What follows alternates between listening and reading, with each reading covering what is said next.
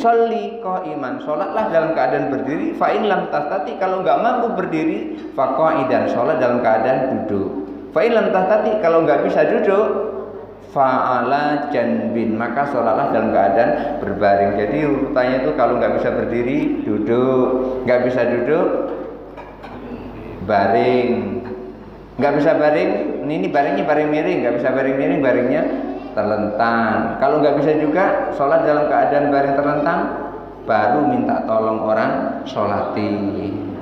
Itu udah terakhir itu, ya udah terakhir itu. Kalau nggak bisa baru minta tolong untuk sholati. Di sini kira-kira kalau ada yang minta tolong, kalau ada yang minta tolong nanti kasih tahu saya aja. Insya Allah saya datang. Jadi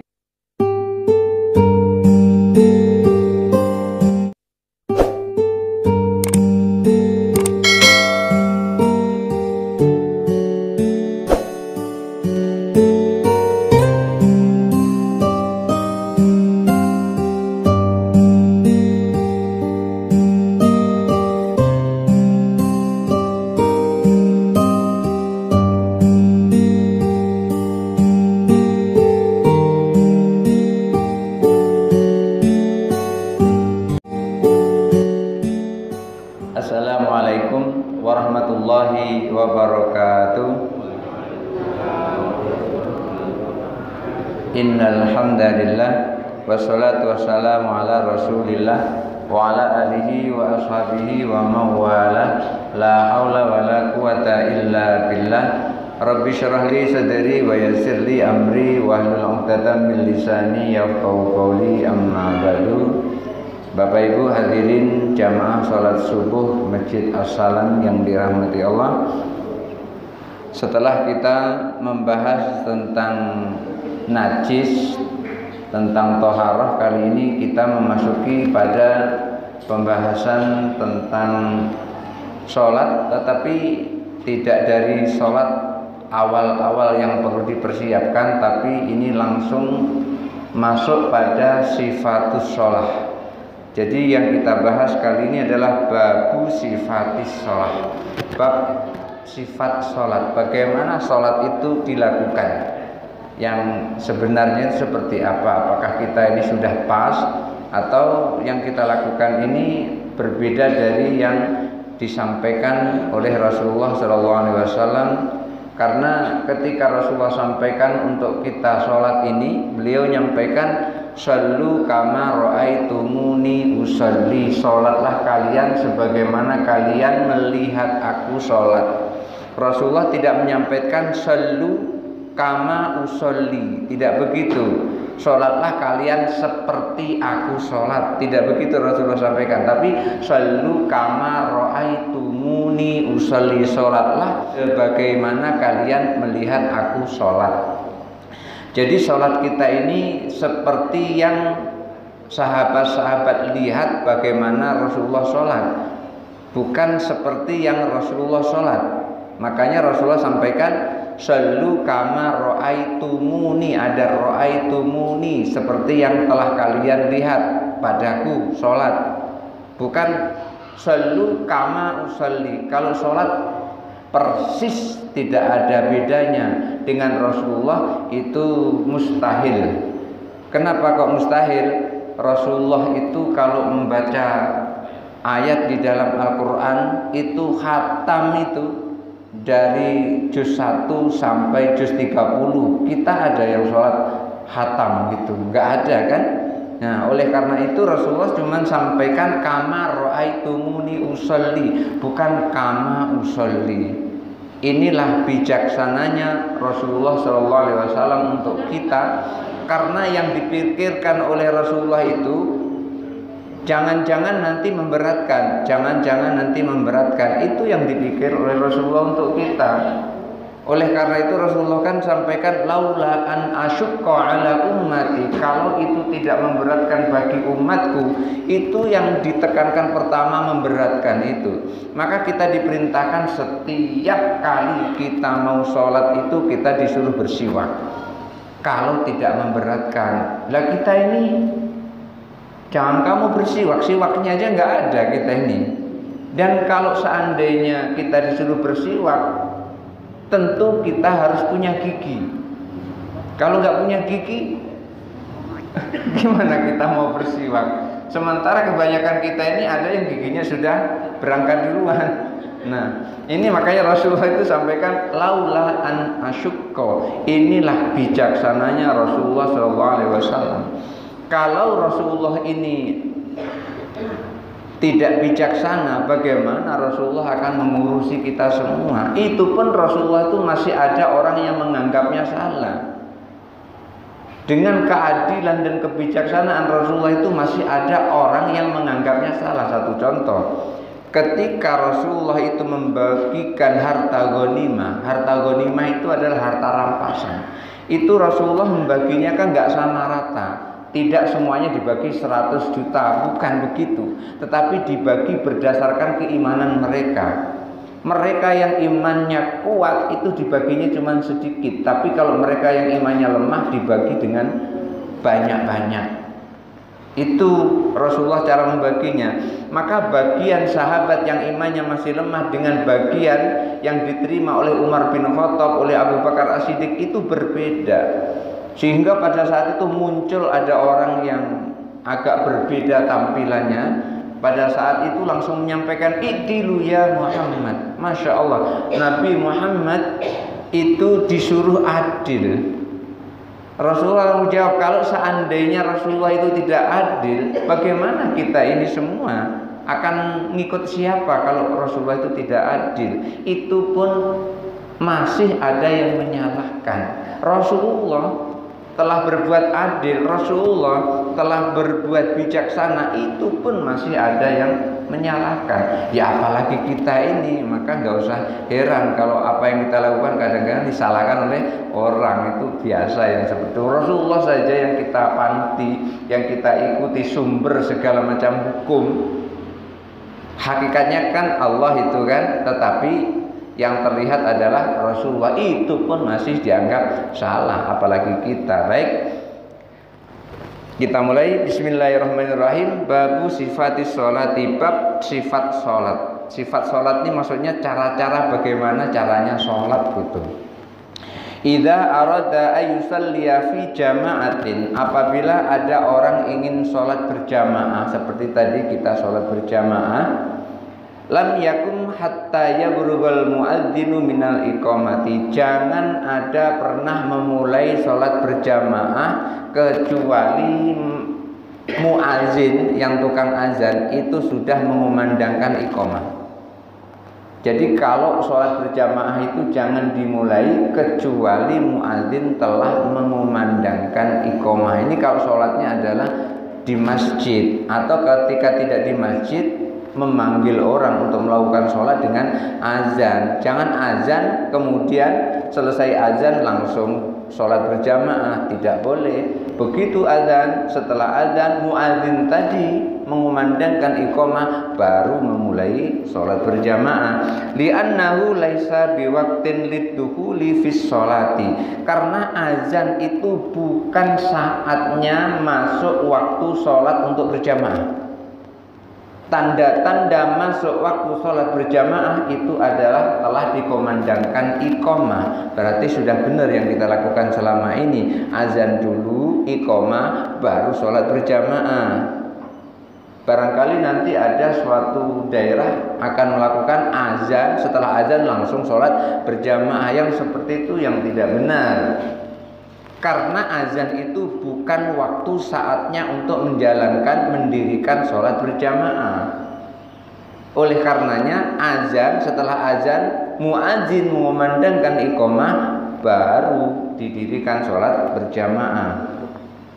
Apa landasannya kok enggak boleh begitu azan langsung sholat berjamaah? Wa dalilu alaihi maruya Umamah radhiyallahu an. Dalilnya, landasannya adalah apa yang diriwayatkan oleh Umamah radhiyallahu an, anna Bilalan akhadha fil iqamati, bahwa Bilal itu mengumandangkan iqamah.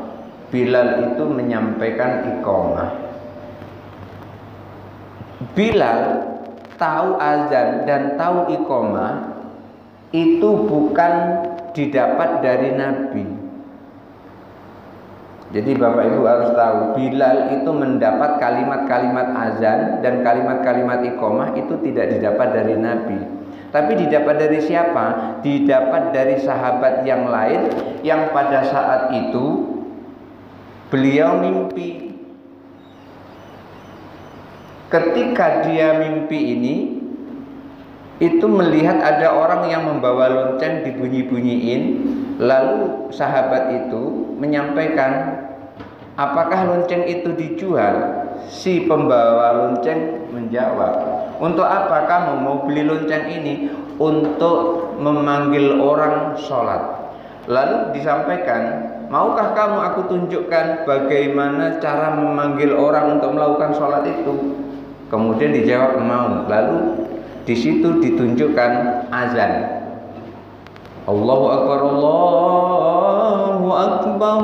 Seperti azan yang kita lantunkan itu, sekaligus setelah itu baru ditunjukkan bagaimana caranya ketika sholat itu dimulai, yaitu iqamah. Bedanya azan dan iqamah adalah azan itu dilantunkan dua kali, kalau iqamah sekali.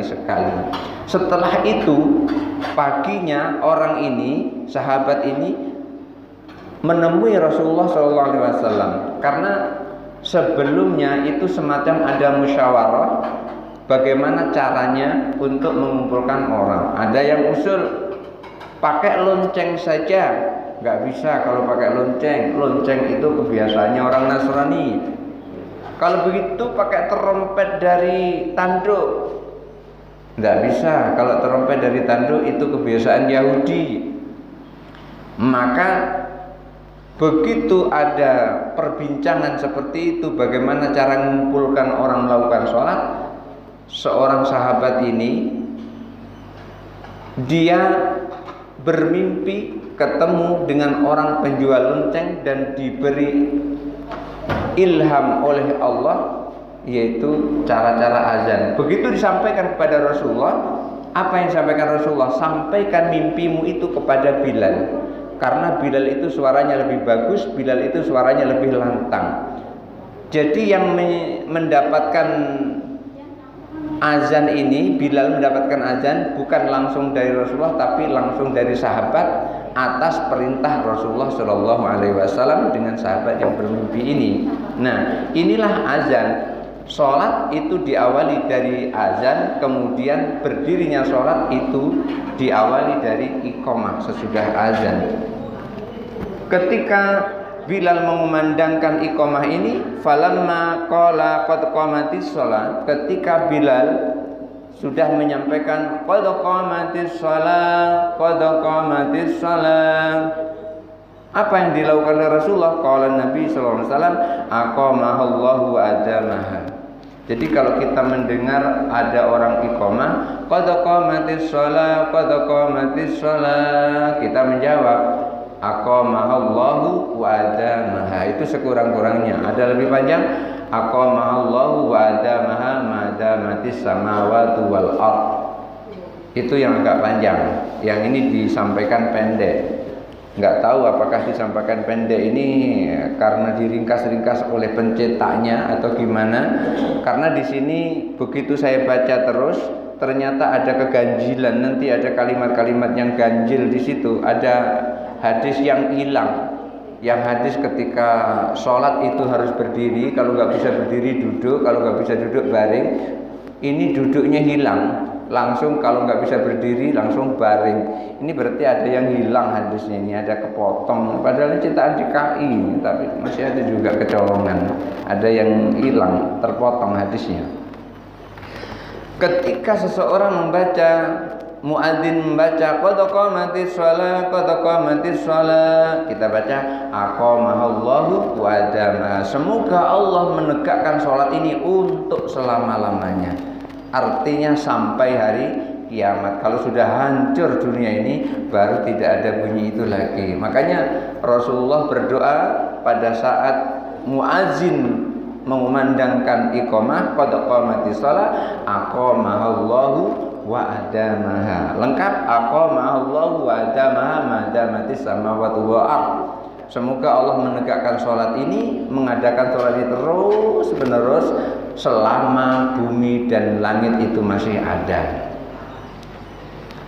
Wa qala fi sairil iqamati mithlu ma yaquluhu. Lalu bagaimana ketika muazin tadi mengumandangkan iqamah, Allahu akbar, asyhadu an la ilaha illallah, asyhadu anna muhammadar rasulullah, hayya 'alas shalah, hayya 'alal falah, qad qamatis shalah, Allahu akbar, la ilaha illallah. Ketika mengumandangkan seperti itu, apa yang kita lakukan?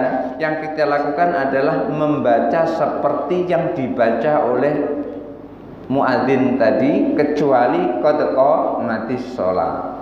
Azan juga begitu kan? Kita membaca azan itu menjawabnya persis seperti yang diucapkan di dalam azan, kecuali ada kalimat hayya 'alas shalah, hayya 'alal falah. Kita tidak membaca seperti itu. Tapi kalau Allahu akbar, kita ikut Allahu akbar. Asyhadu an la ilaha illallah, kita juga jawab asyhadu an la ilaha illallah, dan seterusnya sampai hayya 'alas shalah kita menjawabnya la haula wala quwwata illa billahil aliyyil azim. Hayya 'alal falah juga begitu. Nah, pada saat qomat, kan di dalam qomat itu ada qad qamatis shalah. Ketika ada qad qamatis shalah, itu kita baca aqamahallahu wa adamaha ma damatis samawati wal ardh, atau aqamahallahu wa adamaha, sampai di situ. Fa idza faragal muadzinu qama. Kalau muadzin telah selesai mengumandangkan iqamah, barulah mulai berdiri semuanya melakukan salat berjamaah. Wal qiyamu fardun fis sholatil mafrudati. Salat berjamaah berdiri itu adalah hukumnya fardu, dan itu termasuk rukun dari rukun salat.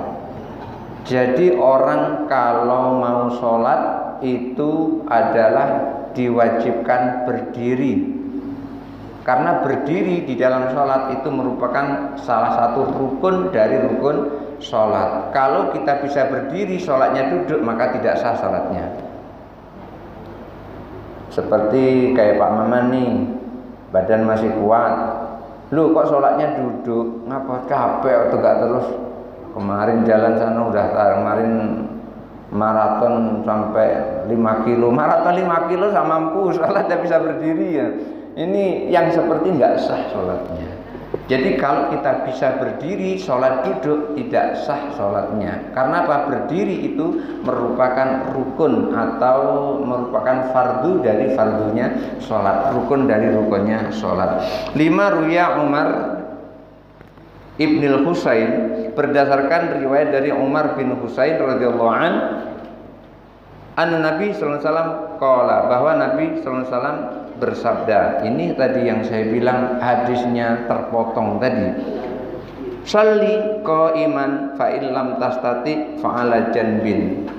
Di sini bunyinya shalli qa'iman fa illam tastati fa ala janbin. Salatlah dalam keadaan berdiri, kalau tidak mampu baring. Masa langsung baring? Ini ada yang hilang berarti seperti ini.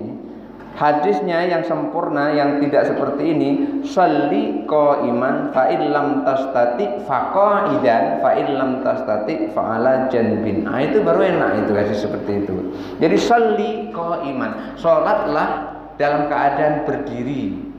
Fa in lam tastati, kalau tidak mampu berdiri, fa qa'idan, salatlah dalam keadaan duduk. Fa in lam tastati, kalau tidak mampu, fa ala janbin, sholatlah dalam keadaan berbaring. Jadi sholat itu kalau nggak bisa berdiri, duduk. Ini duduknya hilang di sini nih. Nah, ini perlu dikirim ke percetakannya. Ini salahnya.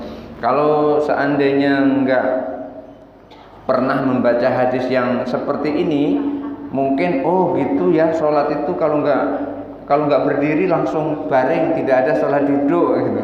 Nah, ini karena saya pernah membaca hadis seperti ini, berarti ini salah yang ditulis di dalam cetakan DKI ini. Jadi sholli qa'iman, sholatlah dalam keadaan berdiri. Fa in lam tastati, kalau nggak mampu berdiri, fa qa'idan, sholat dalam keadaan duduk.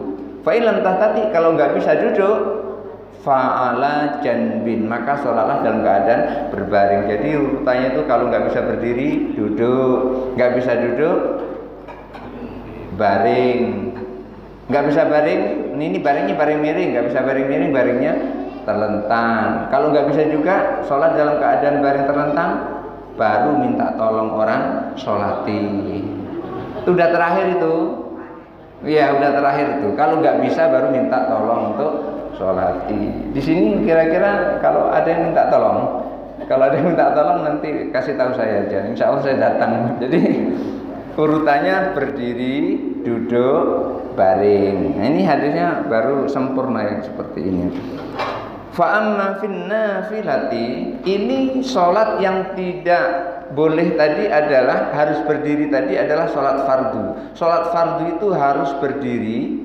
Kalau nggak bisa berdiri duduk, kalau nggak bisa duduk baring, baring miring, miringnya kanan. Miring kanan itu begini, Bu. Apa namanya ini? Bahu kanan ini berada di bawah, bukan di atas, tapi berada di bawah. Jadi kalau misalnya sekarang posisi kita seperti ini, masjid kita adalah ini, maka kepalanya ada di sebelah sini, kakinya ada di sebelah sini.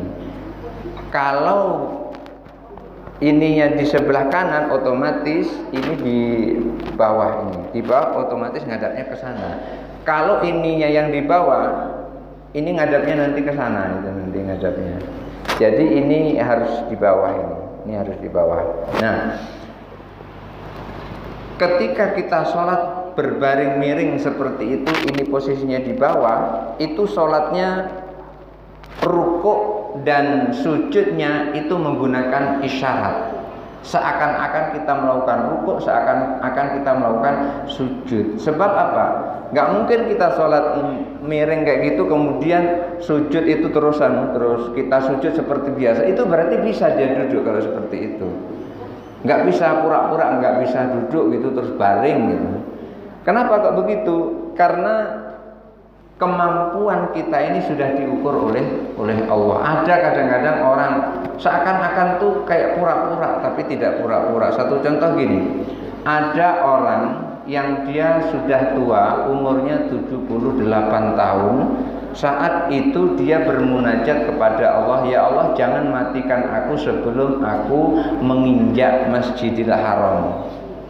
Doanya bukan sebelum aku naik haji. Kalau dia menyebut ya Allah jangan matikan aku sebelum aku naik haji, itu barangkali sebelum dia naik haji tidak mati-mati itu. Umurnya sudah 78. Akhirnya pada saat itu betul pagi-pagi pas mau sholat ke langgar dakwah pada saat itu nggak bisa beliau datang. Ditunggu terus tidak datang-datang juga karena dia imam melanggar itu. Anak-anaknya ternyata sudah ngumpul di rumahnya. Bapaknya tidak bangun-bangun dari tadi malam, baring di situ, nggak bangun-bangun. Tapi dia pernah bermunajat, ya Allah jangan matikan aku sebelum aku nginjak Masjidil Haram. Artinya bisa umroh, bisa haji. Dia pernah ngomong dengan saya itu, Ustadz, kalau rasanya aku haji ini sudah nggak mungkin lagi. Pertama aku nggak punya duit. Yang kedua umurku ini sudah 78 tahun. Kapan lagi aku mau berangkat? Sementara untuk berangkat itu waktunya ini sudah sekian tahun baru berangkat. Akhirnya orang ngumpul, anak-anak sudah ngumpul. Tiba-tiba pada saat itu ada orang Cina datang ke situ, langsung dia ngomong. Mungkin itulah ucapan yang Allah selipkan kepada orang Cina tadi itu. Kalau Pak Yusuf ini nanti bisa bangun, Pak Yusuf ini sembuh kembali, aku akan umrohkan dia. Begitu mendengar kata-kata itu, bangun dia, melek matanya. Masya Allah. Akhirnya betul-betul diumrohkan oleh orang Cina ini tadi. Begitu diumrohkan, setelah balik dari umroh nggak berapa lama, entah berapa setahun atau 2 tahun berikutnya itu baru benar-benar meninggal. Kemarin tuh masih gladi resik meninggal kemarin itu. Masih gladi resik. Jadi begitu ada orang yang menyampaikan, insya Allah nanti kalau Pak Yusuf ini sehat, aku akan umrohkan dia. Dikasih duit untuk umroh. Memang betul-betul dibangunkan oleh Allah dari tidur. Dan dia tidak dibuat-buat seperti itu. Sehingga anak-anaknya sudah ngumpul semuanya. Dan dikiranya bapaknya sudah meninggal. Ternyata memang itu adalah sabab musabab bagaimana caranya Pak Yusuf bisa menunaikan ibadah haji, ibadah umroh, menuju ke Masjidil Haram, bisa menginjak lantai Masjidil Haram untuk menghantarkan dia menghadap Allah Subhanahu wa taala, karena munajatnya diterima oleh Allah. Ya Allah, jangan kau matikan aku, munajat beliau seperti itu, sebelum aku menginjak Masjidil Haram. Jadi diijabah oleh Allah. Begitu dia siuman, dikasih uang oleh orang Cina tadi, daftar umroh, pergi umroh, sampai di situ dipijakkan kakinya di Masjidil Haram, pulang dari umrohnya nggak sekian lama, kemudian terus dipanggil oleh Allah untuk selama-lamanya. Jadi Bapak Ibu hadirin yang dirahmati Allah, seperti itu. Orang kalau nggak bisa sholat berdiri, boleh duduk, nggak bisa duduk, boleh baring, nggak bisa juga berbaring, boleh minta tolong untuk disolati. Dan itu udah terakhir sekali. Oleh karena itu, sholat yang berdiri tadi itu hanya untuk orang yang melakukan sholat wajib. Kalau sholatnya wajib, itu wajib berdiri. Tetapi kalau sholatnya tidak wajib, wa amma fin nafilati, ketika sholat itu adalah sholat sunnah, sholat nafilah, falaisa bifardin, berdiri tidak wajib. Kalau ada bapak misalnya sholat tahiyatul masjid langsung duduk di situ, tapi duduk itu duduk sholat, itu boleh. Tapi apa ya, bisa berdiri kok masih duduk, nanti malah pas lagi duduk diajak orang salaman, katanya nggak sholat. Jadi ketika sholat sunnah itu tidak wajib berdiri, tapi kalau sholat wajib itu wajib berdiri. Lianna Nabi sallallahu alaihi wasallam, karena Nabi sallallahu alaihi wasallam kana yantafilu ala rahilati wa huwa qa'idun, karena Nabi ketika melakukan sholat dalam perjalanan itu Nabi sholatnya dalam keadaan duduk. Nabi itu ketika dia melakukan perjalanan itu juga sholat, dan di atas kudanya atau di atas ontanya itu Nabi melakukan sholat sunnah. Dan sahabat-sahabat yang lain juga begitu, melakukan sholat sunnah. Jadi sholat sunnah itu dalam sehari itu bisa beribu-ribu rakaat, artinya itu banyak sekali rakaatnya. Hanya saja kita ini sholat paling-paling yang kita tahu adalah tahiyatul masjid, qobliyah subuh, qobliyah zuhur, ba'diyah zuhur, qobliyah asar, ba'diyah maghrib, ba'diyah isya. Itu yang paling kita tahu, sholat duha. Padahal sholat itu banyak sekali, sholat itu. Dan bahkan Umar bin Khattab pernah, setiap kali dia jalan melewati masjid, maka di situ beliau mampir, sekurang-kurangnya sholat sunnah 1 rakaat, sekurang-kurangnya. Jadi sholat sunnah itu sekurang-kurangnya adalah 1 rakaat, bukan sholat witir, tapi sholat sekurang-kurangnya 1 rakaat. Itu dilakukan sering sekali oleh Umar bin Khattab. Wali'annan nawafila takthuru falau wajaba fihal qiyam syaqqa wa qata'atin nawafil. Karena kalau sholat sunnah itu wajib berdiri, sholat sunnah itu jumlahnya sangat banyak, maka kalau wajib berdiri tentu akan menyulitkan orang yang ingin sholat sunnah.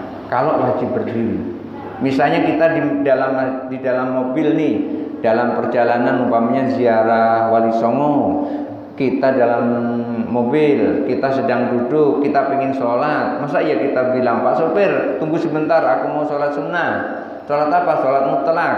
Kemudian Pak sopir berdiri, kan ganggu yang seperti itu.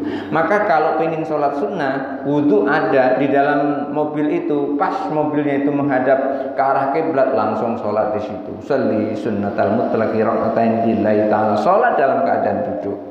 Boleh seperti itu, asal syarat dan rukunnya dipenuhi, seperti wudhu ada, Ada wudhu artinya suci. Ketika kita suci boleh melakukan sholat yang seperti itu. Sebab apa? Kalau sholat itu harus berdiri, sholat sunnah maksudnya, kalau sholat sunnah itu harus berdiri, wang qata'atin nawafilu, maka terputus sholat sunnah itu. Artinya sholat sunnah itu nggak bisa dilakukan dengan sebanyak-banyaknya kalau sholat sunnah itu harus berdiri. Oleh karena itu sholat sunnah itu boleh duduk, tetapi kalau sholat wajib itu wajib berdiri dengan syarat dia mampu. Oleh karena itu nanti ketika berdiri ternyata berdiri tidak bisa, karena dalam kondisi umpamanya dalam mobil itu namanya udzur. Jadi nggak apa-apa juga dalam sholat di kendaraan sholat wajib itu dalam keadaan duduk, itu karena udzur. Kalau tidak udzur maka dia harus berdiri. Posisi seperti ini harus berdiri. Tapi kalau posisinya memang tidak bisa berdiri, ya tidak apa-apa. Ini nanti berikutnya itu ada gambaran begini. Ketika sholat, ketika dia berdiri itu kepalanya nyentuh dek kapal, otomatis nggak bisa sholatnya agak bongkok begitu, maka boleh sholatnya duduk seperti itu supaya tegak pun terganggu, nggak bisa tegak karena di atas kapal ini deknya pendek sehingga sentuhan dengan kepala kita nggak bisa tegak lurus gitu. Maka pada saat itu boleh kita sholat dalam keadaan duduk. Intinya sholat wajib adalah wajib berdiri, nggak bisa berdiri boleh duduk, nggak bisa duduk boleh baring. Tetapi untuk melakukan sholat sunnah itu boleh dilakukan dalam keadaan duduk maupun baring. Tidak bisa dilakukan, maksudnya tidak harus dilakukan dalam keadaan berdiri. Wah, ini sholat sunnah nih harus berdiri, tidak. Boleh dilakukan dalam keadaan duduk. Tidak wajib berdiri untuk sholat sunnah, wajib berdiri untuk sholat wajib. Itu kuncinya. Sholat wajib berdiri, sholat sunnah tidak wajib berdiri. Barangkali kajian kita kali ini itu saja dulu. Yang pertama adalah muazin ketika mengumandangkan azan itu tidak boleh kita langsung sholat berjamaah. Tunggu dulu muadzin iqomah baru kita melakukan sholat berjamaah. Karena apa? Iqomah itulah saatnya waktu kita untuk melakukan sholat berjamaah. Itu yang pertama. Yang kedua, sholat wajib itu harus dilakukan posisinya kita harus berdiri. Berdirinya itu adalah merupakan salah satu rukun dari rukun sholat. Tetapi sholat sunnah itu tidak wajib berdiri, boleh dalam keadaan duduk. Ibu misalnya karena untuk menghemat tenaga datang dari rumah ke sini pengen sholat sunnah, boleh duduk, nggak apa-apa sholat sunnahnya duduk. Tetapi nanti kalau sholat wajib, sholat fardu itu harus berdiri kalau mampu berdiri. Kalau tidak mampu berdiri ya boleh duduk. Demikian, mungkin ada yang mau